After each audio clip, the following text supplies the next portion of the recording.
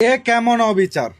আমরা 10 থেকে 12 লক্ষ রোহিঙ্গা বাংলাদেশে জায়গা দিতে পারি, কিন্তু কিন্তু ভারতে অবৈধ বাংলাদেশিরা তারা বাংলাদেশে ফিরবে, তাদেরকে আমরা জায়গা দিতে চাই না।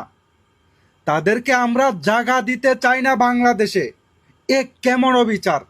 বাংলাদেশের মানুষ যদি বাংলাদেশে জায়গা না পায়, তাহলে রোহিঙ্গা কেন বাংলাদেশে জায়গা পাবে? আমার প্রশ্ন ভাই একটাই। দেখেন, বাংলাদেশে থাকা অবৈধভাবে যারা ভারতে গিয়ে বসবাস করতেছিল, তারা বাংলাদেশে ফেরত আসতেছে, কিন্তু দিন শেষে বাংলাদেশের সেনাবাহিনীরা এবং বাংলাদেশের সরকার তাদেরকে গ্রহণ করতেছে না।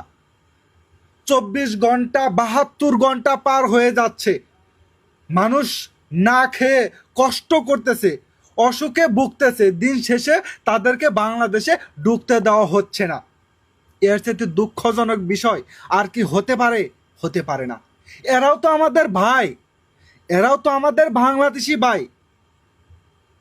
আমি এই জিনিসটা আসলে বুঝতে পারি না যে বাংলাদেশ সরকার এবং বাংলাদেশের সেনাবাহিনীরা কেন আসলে এই বাংলাদেশিদেরকে বাংলাদেশেই ঢুকতে দিতেছে না। আমি আসলে এই জিনিসটা বুঝতে পারি না।